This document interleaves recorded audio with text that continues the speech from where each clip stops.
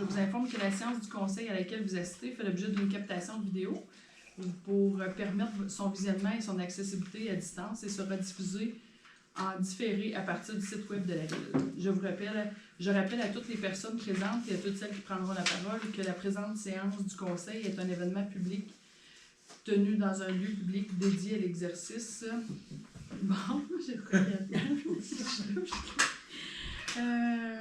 désolée, bon, j'ai perdu mon point. Dédié à l'exercice de la démocratie. Excusez. Celle-ci doit s'exercer librement et respectueusement. En conséquence, tout propos ou geste vexatoire ou diffamatoire ou manifestement mal fondé, portant atteinte à la réputation ou à l'image d'un élu, d'un employé de la Ville ou de toute autre personne ne sera pas tolérée. La captation débute lors de l'ouverture de la séance et prend fin au moment de la levée de celle-ci. Donc, je vais juste retourner.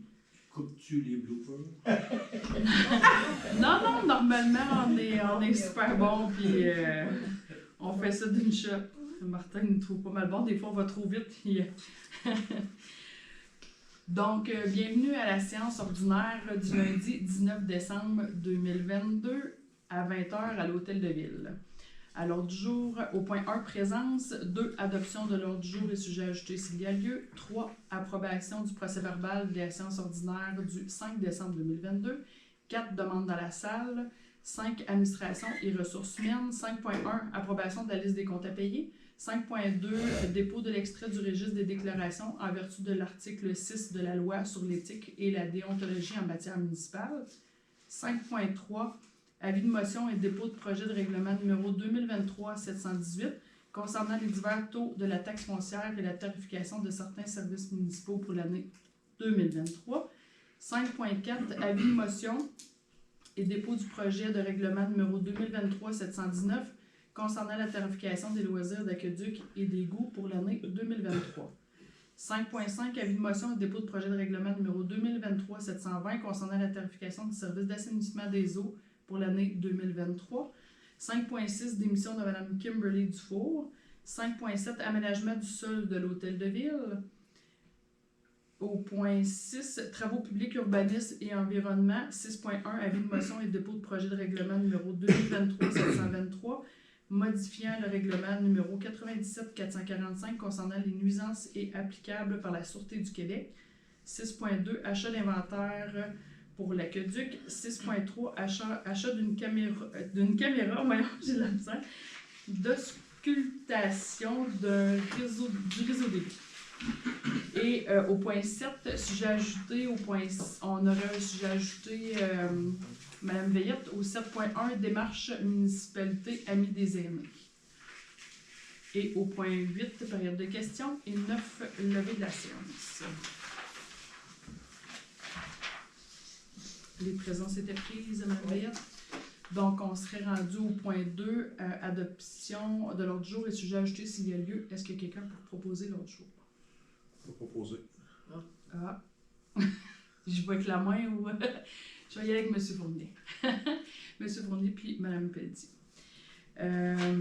C'est bon pour l'ordre du jour avec le sujet ajouté. Au point 3, approbation du procès-verbal de la séance ordinaire du 5 décembre 2022. Est-ce que j'avais un proposeur?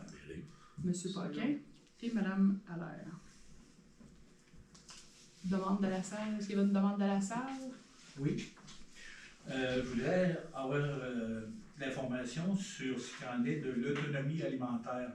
Ça va passer un moment donné dans le petit journal municipal. Je sais que ça doit avoir été il y a longtemps.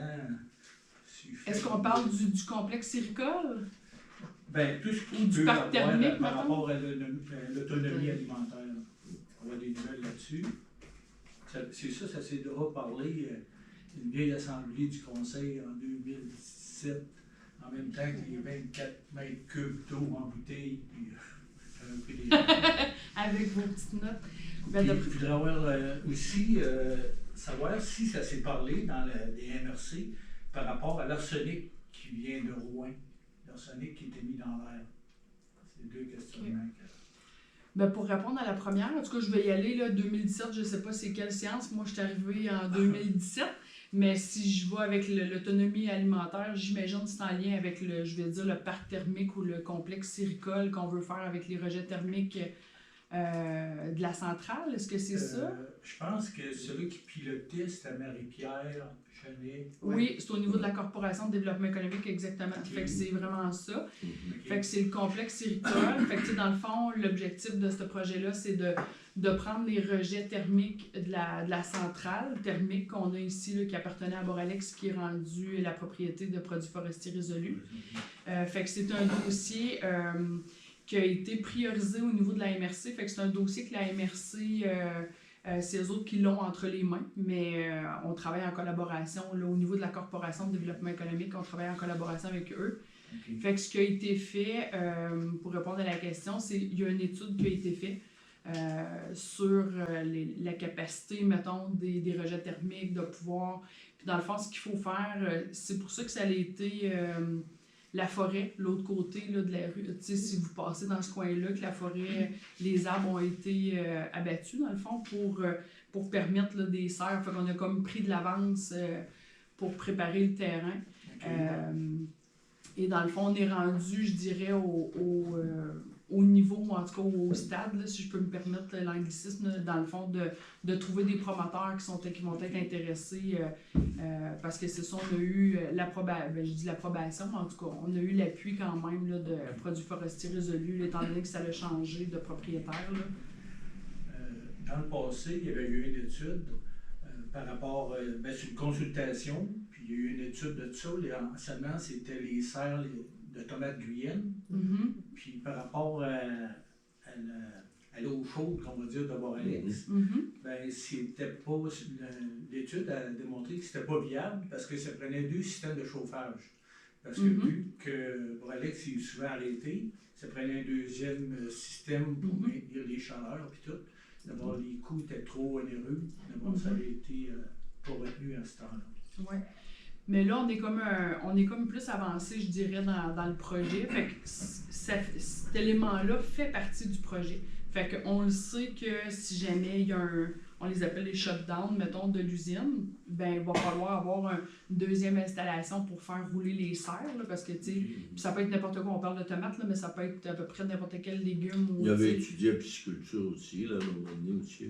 L'eau chaude faisait en sorte que le poisson, ça allait plus vite dans son cheminement. Fait qu'il y a différentes possibilités, mais c'est tenu en compte et c'est de voir aussi, là, c'est pour ça qu'il fallait avoir l'appui de Produits forestiers résolus parce que ce que Boralex avait comme entente avec Hydro-Québec, hein, parce qu'à la base, c'est ça, ils vendent leur électricité à Hydro. Fait qu'eux autres, ils roulaient dans le fond 8 mois par année. Tandis que là, ben, c'était de voir Produits forestiers résolus. Eux autres, ils veulent être ouverts, tu sais, à ce qu'ils veulent opérer 12 mois. Fait que là, ça change aussi quand même beaucoup les données, là. Fait que c'est un peu ça, là, les chiffres sont à refaire. Mais il y a une demande de subvention qui avait été faite. Puis on est un peu là-dedans. Puis là, pour avoir mettons, officialiser la subvention, ben là, il faut attacher des producteurs. Fait qu'on est rendu là dans les étapes. Okay. Parce qu'il y avait des sommes qui avaient été annoncées par M. Legault. Ouais, moi, des vieilles sommes, là. Ouais, peut-être. Non, ben c'est parce que là, plusieurs années, quand même, avec lorsqu'on disait vraiment, on utilisait vraiment le terme de parc thermique. Oui, on avait eu des sous du Fonds municipal vert, la corporation. C'est ça, puis ça, ils ont perdu là, parce qu'ils ont étiré le programme, mais la corporation n'était pas prête là, à faire le projet, fait qu'ils ont perdu ces sous-là. Mais on est avec Transition énergétique Québec pour aller chercher d'autres sous, puis on est dans ces démarches-là. OK. Ouais. Puis pour répondre à la deuxième question, est-ce que ça répond à celle-là? Je vais commencer par... Oui. C'est sûr que oui, on va répéter ce qu'il a dit dans le temps, là. Tu vois, quand tu vas en direction de Val-d'Or, tu vois des beaux grands terrains, les branches commencent à pousser au travers de ça. Et en entour de ça, tu sommes des patates, là, t'en as pour tout le monde de la ville, hein. C'est valeur de ces terres-là. Non, c'est ça, fait que non productives. Fait que certainement, c'est un projet qui nous tient à cœur aussi, là, mais tu sais, c'est ça, c'est plusieurs étapes, là, plusieurs démarches afin de le réaliser, mais sachez qu'il n'est pas abandonné, là, il est vraiment dans les cartes encore. Puis pour votre deuxième question, au niveau de l'arsenic, honnêtement, on n'a pas, je regarde un peu tout le monde, mais on n'a pas parlé de ce dossier-là du tout, là. En tout cas, que- mais je veux dire, on est conscient comme tout le monde du dossier. Là, Ouais. ça, on se le cachera pas. Là, mais je veux dire, est-ce qu'on a, dans le fond, votre question, est-ce qu'on a évalué notre aire à Sainte-Terre, voir si l'impact de Rouen se range jusqu'ici? Mais non. Je serais pas. Ben, en tout cas, M. Marcotte, non, je pense Non. pas.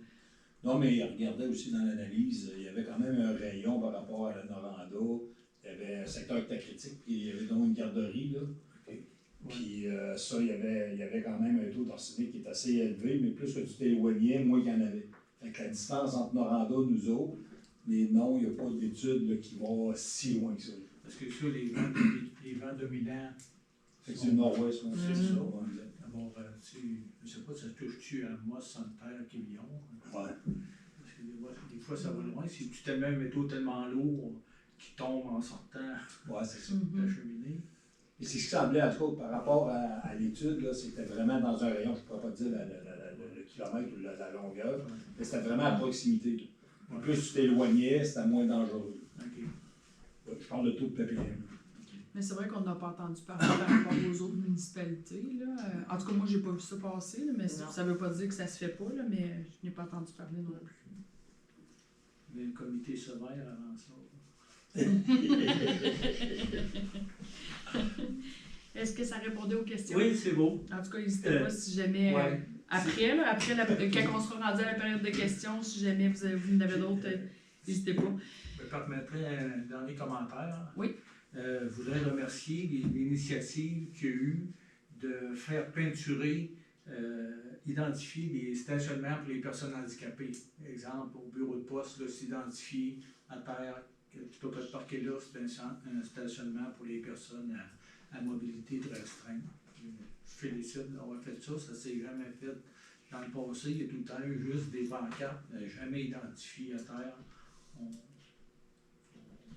C'est pas drôle quand j'entends souvent des personnes, des fois ils se parquent, puis le parking est occupé, puis c'est pas drôle. Puis on n'a pas cet handicap-là, on ne le voit pas, mais ceux qui le vivent vraiment. En tout cas, je vous remercie de ça, d'avoir identifié. C'est une affaire que vous allez venir dire avant que ça soit identifié il y a 2 ans quasiment, là, mais là, la pandémie, en tout cas, c'est un bon geste. Bon, ben merci beaucoup. On prend toujours tous les commentaires, mais surtout les positifs, ça nous fait encore plus plaisir. Fait qu'on serait rendu au point 5, administration et ressources humaines, 5.1, approbation de la liste des comptes à payer de Mme Allaire. Je propose que la Ville de Sainte-Terre approuve la liste des comptes à payer, préalablement vérifiée par la conseillère Francine Trottier, au montant de 354 473,34 au Fonds de l'État des activités financières et au montant de 6 639,81 au Fonds de l'État des activités d'investissement. Merci, c'est secondé par Je seconde. Monsieur Paquin. Au point 5.2, dépôt de l'extrait du registre des déclarations en vertu de l'article 6 de la loi sur l'éthique et la déontologie en matière municipale, Monsieur Paquin. La greffière informe le conseil qu'il n'y a eu aucune déclaration de don, de marque d'hospitalité ou d'autres avantages reçus par un membre du conseil dont la valeur excède 200 $, et ça depuis le 21 décembre 2021. Merci. 5.3, avis de motion et dépôt du projet de règlement numéro 2023-718 concernant les divers taux de la taxe foncière et la tarification de certains services municipaux pour l'année 2023. Monsieur Fournier. Je donne avis de motion que le règlement numéro 2023-718 concernant les divers taux de la taxe foncière et la tarification de certains services municipaux pour l'année 2023 sera adopté lors d'une séance ultérieure du conseil municipal et je procède au dépôt du projet de règlement. Merci beaucoup. 5.4, avis de motion et dépôt de projet de règlement numéro 2023-719 concernant la tarification des services d'aqueduc et d'égouts pour l'année 2023. Madame Pelletier. Je donne avis de motion que le règlement numéro 2023-719 concernant la tarification des services d'aqueduc et d'égouts pour l'année 2023 sera adopté lors d'une séance ultérieure du conseil municipal et je procède au dépôt du projet de règlement. Merci. 5.5, avis de motion et de dépôt de projet de règlement numéro 2023-720 concernant la tarification du service d'assainissement des eaux pour l'année 2023. Madame Perrier. Je donne avis de motion que le règlement numéro 2023-720 concernant la tarification du service d'assainissement des eaux pour l'année 2023 sera adopté lors d'une séance ultérieure du conseil municipal et je procède au dépôt du projet de règlement. Merci. 5.6, démission de Mme Kimberly Dufour. Madame Allaire. Je propose que la Ville de Sainte-Terre accepte la démission de Mme Kimberly Dufour, secrétaire réceptionniste, laquelle prendra effet le 3 janvier 2023 à 8h30. Que la Ville de Sainte-Terre remercie Mme Kimberly Dufour pour les nombreuses années de service qu'elle a données à la Ville. Et c'est second départ. Je seconde. Madame Trottier. Au point 5.7, aménagement du sol de l'Hôtel de Ville, Monsieur Fournier. Je propose que la Ville de Sainte-Terre, conformément à l'article 11.2 du règlement numéro 2018-656 sur la gestion contractuelle, accepte la soumission numéro 1494 de construction du Sceau Sainte-Terre Inc., datée du 21 novembre 2022 au montant de 101 810,36 taxes incluses, concernant divers travaux d'aménagement du sous-sol de l'Hôtel de Ville. Que le montant nécessaire pour payer cette dépense soit pris à même le budget en utilisant la subvention reçue dans le cadre du programme d'aide financière pour les bâtiments municipaux, le PRABAM. Et c'est second départ. Je seconde. Monsieur Paquet. Oui, c'est ça, c'est des travaux, en tout cas, pour informer notre citoyen dans la salle. pour pouvoir aménager, entre autres, parce que c'est tout à air ouverte, là, où les bureaux, puis c'est comme leur salle de conférence, fait qu'entre autres, on va refaire une salle de conférence vraiment fermée, plus discrète, et refaire les planchers, je dirais que ça sera pas un luxe. On va dire ça comme ça. Puis on a un beau programme d'aide financière pour nous aider à faire les travaux, parce que sinon, c'est assez dispendieux, fait que ça fait qu'on va faire des travaux de peinture et de faire différents aménagements au sol de l'Hôtel de Ville, ça va faire du bien. Donc, on est rendu au point 6, travaux publics, urbanisme et environnement. Au point 6.1, avis de motion et de dépôt de projet de règlement numéro 2023-723, modifiant le règlement numéro 97-445 concernant les nuisances et applicables par la Sûreté du Québec. Madame Trottier. Je donne avis de motion que le règlement numéro 2023-723, modifiant le règlement numéro 97-445 concernant les nuisances et applicables par la Sûreté du Québec sera adopté lors d'une séance ultérieure du conseil municipal et je procède au dépôt du projet de règlement. Merci. Au point 6.2, achat d'inventaire pour l'aqueduc, Monsieur Fournier. Je propose que la Ville de Sainte-Terre, conformément à l'article 11.2 du règlement numéro 2018-656 sur la gestion contractuelle, accepte la soumission numéro 4005223 de Wolseley Canada Inc., datée du 6 décembre 2022 au montant de 27 461,59 $, taxes incluses concernant l'achat d'inventaire pour l'aqueduc, bombe fontaine et boîte de vannes, que le montant nécessaire pour payer cette dépense soit prise à même le budget. Et c'est second départ. Je seconde. Madame Allaire. Au point 6.3, achat d'une caméra d'auscultation, j'ai de la misère à dire ce mot-là, du réseau d'égouts, Madame Pelletier. Je propose que la Ville de Sainte-Terre accepte les soumissions numéro 401-2611 et numéro 402-9034 de Wolseley Canada Inc., daté du 7 et du 12 décembre 2022 au montant total de 19 609,92 $, taxes incluses, concernant l'achat d'une caméra pour ausculter les conduites du réseau d'égouts. Que le montant nécessaire pour payer cette dépense soit pris avant le budget. Et c'est sur mon départ. Je seconde. Madame Perrier. Au point 7, sujet ajouté, 7.1, la démarche municipalité Amis des aînés, Madame Allaire. Attendu qu'en vertu de la résolution 2021-107 adoptée le 7 juin 2021, la Ville de Sainte-Terre a créé et mis sur pied un comité de pilotage ayant le mandat de réaliser la démarche municipalité Amis des aînés. Attendu que les personnes composant le comité sont nommées dans cette résolution, attendu que la composition de ce comité a été modifiée suite au départ de certains membres et qu'il y a lieu d'officialiser la composition actuelle du comité. À ces causes, je propose que le comité de pilotage, comité Action Aînée, soit dorénavant composé comme suit. Madame Marie-Pierre Pelletier, élue municipale de la ville de Sainte-Terre, responsable des dossiers aînés. Monsieur Antoine Durand-Sati, élu municipal de la municipalité de paroisse de Sainte-Terre, responsable des dossiers aînés. Madame Isabelle Servant, coordonnatrice des loisirs de la ville de Sainte-Terre et coordonnatrice du projet Municipalité Amis des aînés. Madame Sophie Boudreau, gestionnaire milieu de vie, représentante PIC Maltraitance, direction de la santé publique du Centre intégré de santé et des services sociaux de la Abitibi-Témiscamingue.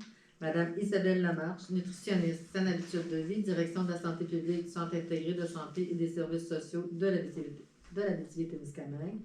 Madame Charlotte Wabadonic, responsable des dossiers aînés du Centre d'entraide et d'amitié autochtone de Sainte-Terre. Madame Micheline Durand, directrice générale adjointe de la Corporation de développement communautaire Universaux. Madame Lisette Garot, retraitée aînée, représentant le secteur de la ville de Sainte-Terre. Madame Lucie Marcoux, retraitée aînée, représentant le secteur de la municipalité de la paroisse de Sainte-Terre. Madame Isabelle Bernier, directrice générale résidence pour aînés l'Îlot d'Or incorporée. Madame Josée Bobolia, organisatrice communautaire, direction de la santé publique du Centre intégré de santé et de services sociaux de l'Abitibi-Témiscamingue.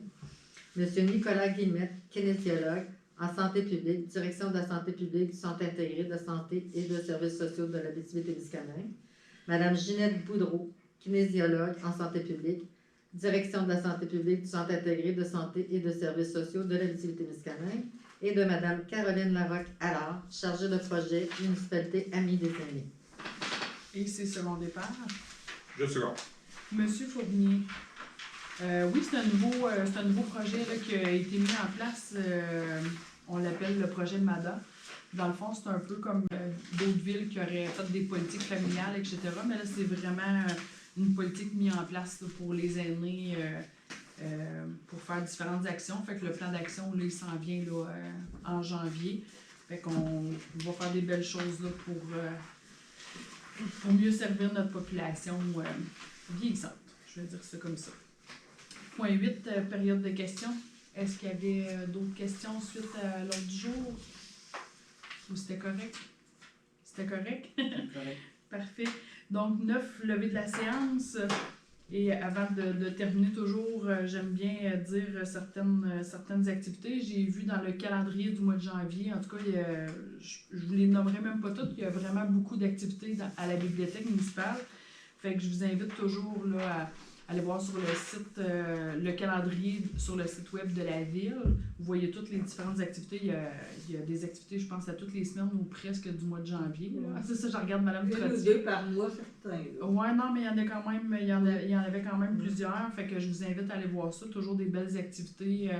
Il y a toujours les soirées de jeux, qu'il y en a une ce soir pendant qu'on est ici. Ouais. Mais il y a toujours des belles soirées de jeux de société. Donc, vous êtes invités à aller visiter votre belle bibliothèque. Tout a été rénové dans les dernières années.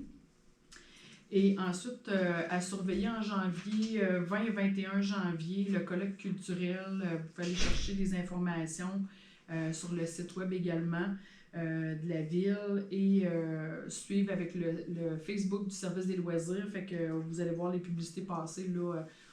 Ça va commencer à se concrétiser de plus en plus, le colloque culturel qui va se dérouler à l'école secondaire La Concorde.